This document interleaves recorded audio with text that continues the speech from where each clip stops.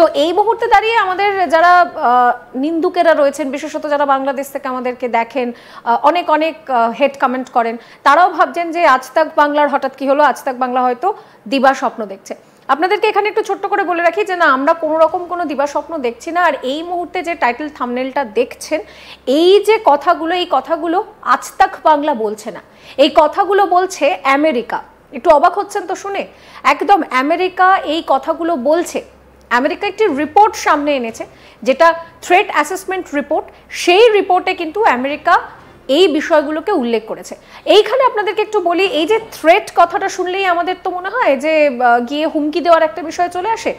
আসলে এই থ্রেট বিষয়টা কি, বা এই যে থ্রেট অ্যাসেসমেন্ট রিপোর্ট সেটা কি, এই সমস্ত কিছু নিয়ে আজকের আমাদের এই এপিসোড। আর এই এপিসোডে পুরো বিষয়টা যিনি আমাদেরকে সুন্দর করে বুঝিয়ে বলবেন, আমাদের সঙ্গে রয়েছেন আন্তর্জাতিক সম্পর্ক বিশেষজ্ঞ শুভাশিস ব্যানার্জি। আজ তাক বাংলায় আরও একবার স্বাগত। এই যে আমেরিকা যে রিপোর্টটা দিয়েছে, সেই রিপোর্ট নিয়ে তো আমরা নিশ্চয়ই কথা বলবো, কিন্তু তার আগে আমি যেটা তোমার কাছ থেকে জানতে চাইবো যে এই যে থ্রেট অ্যাসেসমেন্ট রিপোর্ট, থ্রেট বলে দেখো আমার মাথায় যেটা আসে যে হুমকি দেওয়া, থ্রেট দিচ্ছে, কিন্তু এক্ষেত্রে তো সেটা নয়। তাহলে সেই থ্রেট অ্যাসেসমেন্ট রিপোর্ট ব্যাপারটা কি? দেখো, থ্রেট অ্যাসেসমেন্ট রিপোর্ট হচ্ছে যখন একটা দেশ তার আগামী দিনে স্ট্র্যাটেজি সাজায়, তখন আমরা বুঝে নিতে চেষ্টা করে, সে প্রতিটা দেশ বুঝে নেওয়ার চেষ্টা করে কোন দেশ কোন সময় কোন অবস্থানে যেতে পারে, এবং সেই দেশ সেই সময় যে অবস্থানটা নেবে, সেই অবস্থানটা আমাদের দেশের পক্ষে কতটা ক্ষতিকর হতে পারে, কতটা হিতে যেতে পারে, কতটা বাণিজ্যিক অপরচুনিটি ক্রিয়েট হতে পারে, কতটা মিলিটারি অপরচুনিটি ক্রিয়েট হতে পারে। এই যে বিভিন্ন রকম যে ক্যালকুলেশনসগুলো, এই ক্যালকুলেশনসগুলো করার জন্য বিভিন্ন স্টেজেস অফ অ্যানালিটিক্স চলে। এই অ্যানালিটিক্সগুলো যেহেতু আপ অ্যান্ড ডাউন মিলিয়ে থাকে, সেটাকেই কিউমুলেটিভলি বলা হয় থ্রেট অ্যানালিসিস রিপোর্ট, ঠিক আছে, বা টার বলে যেটাকে। সেই টার রিপোর্ট হচ্ছে দেশ, এটার মধ্যে হুমকি দেওয়া ঠেওয়ার কোনো ব্যাপার নেই। এর মধ্যে ব্যাপার হচ্ছে সব দেশেরই সব দেশকে অ্যানালিসিস করে, এখানে কোনো অসুবিধা নেই ডিপ্লোমেসিতে অ্যানালিসিস করার। আমরা অ্যানালিসিস করেই লোকজন বোঝার চেষ্টা করে যে আজ থেকে 2 বছর বাদে আমেরিকা কি প্ল্যান করছে, বা আজ থেকে 6 মাস বাদে চায়না কি প্ল্যান করছে। এই অ্যানালিসিসগুলো করলে নিজের দেশ চালাতেও সুবিধা হয়, নিজের দেশের পক্ষে নীতি তৈরি করতেও সুবিধা হয়। এই যে রিপোর্টটা যেটা এসেছে, এই রিপোর্টে কিন্তু আমেরিকা মোটামুটি বাংলাদেশ, চীন, ভারত এই সমস্ত কিছু নিয়ে কথা বলেছে। আমি তোমার কাছে একটু সহজ ভাষায় রিপোর্টটা আগে বুঝতে চাইবো। দেখো, রিপোর্টের দুটো অংশ। প্রথম অংশ হচ্ছে যে বাণিজ্যিকভাবে ভারত কোন জায়গায় থাকতে পারে আগামী কিছু বছর মধ্যে। রিপোর্টের দ্বিতীয় অংশ হচ্ছে যেখানে আর্মস বা যেখানে ওয়াইল্ড ট্রেড বলে, সেই আর্মস ট্রেডটায় পৃথিবীর কোন অংশে ভারতবর্ষ থাকতে পারে। ভারতবর্ষের যে সামরিক শক্তিটা আছে, সেই সামরিক শক্তিটা আগে ছিল 30-70 ইকুয়েশনে। 30-70 ইকুয়েশন মানে 30% ভারতের আর্মস বা ভারতের সামরিক বাহিনী যা যা ব্যবহার করে, নট জাস্ট অনলি আর্মস, যা যা ব্যবহার করে তার অধিকাংশ টেকনোলজি তারা নিজেরা তৈরি করতো, 70% তারা বিদেশ থেকে আমদানি করতো। পরবর্তীকালে যেমন যেমনভাবে বাণিজ্যিকভাবে আমরা গ্রো করেছি, যেমন যেমনভাবে আমাদের জিডিপি বেড়েছে, যেমনভাবে আমরা আমাদের টেকনোলজিক্যাল গ্রোথ তৈরি করেছি, আমরা কিন্তু আজকের ডেটে দাঁড়িয়ে সেটা 50-50-তে ছিলাম। এখন ইদানিংকালে কিন্তু আমরা 60-40 টাচ করে গেছি।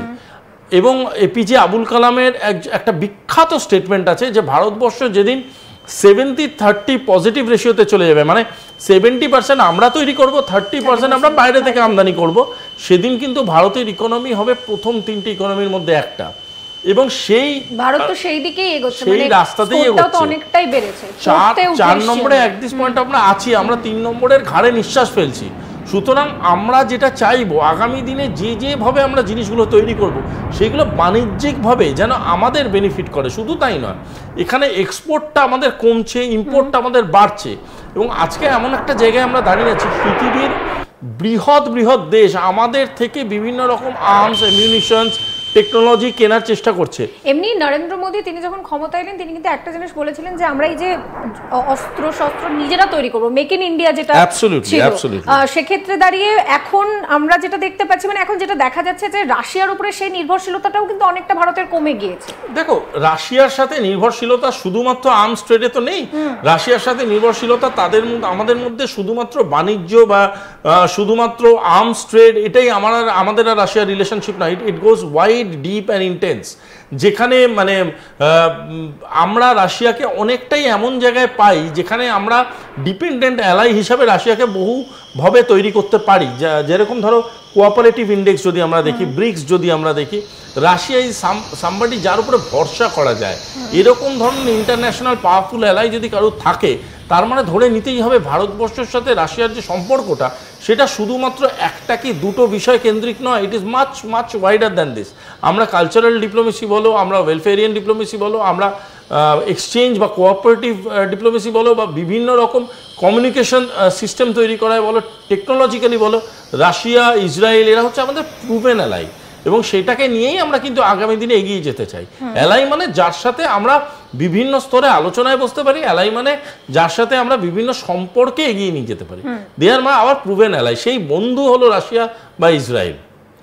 তুমি বলছিলে যে এই রিপোর্টে দুটো ভাগ রয়েছে, একটা তো এই অর্থনীতির পোরশনটা রয়েছে, আর একটা ভাগ কি রয়েছে? আর একটা ভাগ এটাই রয়েছে যে যদি ভারতবর্ষ যেভাবে নিজের আন্তর্জাতিক সম্পর্কটাকে তৈরি করেছে, যেভাবে বিভিন্ন দেশ বিভিন্ন কন্টিনেন্টে ভারতবর্ষ নিজের ডিপ্লোম্যাটিক পেনিট্রেশন ঘটিয়েছে, মানে দেখো ডিপ্লোম্যাটিক পেনিট্রেশন এই ধরনের কথা খুব ভারী কথা, আমি খুব সহজভাবে বলছি। ধরো তুমি একটা পাড়ায় থাকো, তুমি খুব একটা গুরুগম্ভীর লোক, তুমি কারোর সাথে মেশো না, অথচ তোমার কাছে প্রচুর পয়সা, তোমার কাছে প্রচুর অর্থ বল এবং তোমার কাছে প্রচুর শারীরিক বল আছে, তাহলে কিন্তু পাড়ার লোক তোমাকে খুব একটা ভালোবেসে নেবে না। কিন্তু যদি এমন একটা মানুষ যে আস্তে আস্তে আস্তে আস্তে নিজেকে গ্রো করছে, অথচ সবার বাড়ি বাড়ি গিয়ে তার সম্পর্ক আছে, সবার সাথে একটা বন্ধুত্বপূর্ণ সম্পর্ক সে রেখে চলতে ভালোবাসে, সেই মানুষটা কিন্তু সবার কাছে গ্রহণযোগ্যতাটাকে এমন জায়গায় নিয়ে যায় যে ক্ষেত্রে বিপদে আপদে বা বিভিন্ন রকম সামাজিক ক্ষেত্রে সেই মানুষটাকেই সবাই চায় যে প্রথমে নিমন্ত্রণ করবো, প্রথমে বাড়িতে নিয়ে আসবো।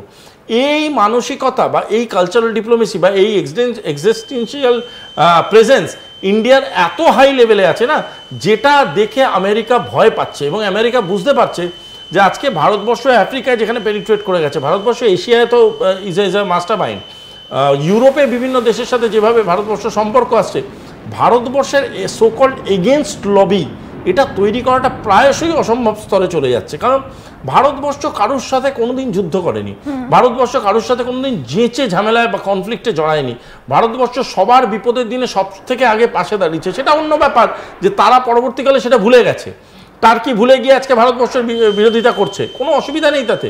এবং সব থেকে হাস্যকর কথা তোমাকে আমি আজকের ডেটে বলছি, আগামী বহু বছর বাদে টার্কি যদি সেই সাহায্যের জন্য ভারতবর্ষের কাছে হাত পাতে, অবাক হয়েও না, কারণ ভারতবর্ষের বিশ্বাস টার্কি ভেঙেছে, টার্কির বিশ্বাস কিন্তু ভারতবর্ষ ভাঙেনি।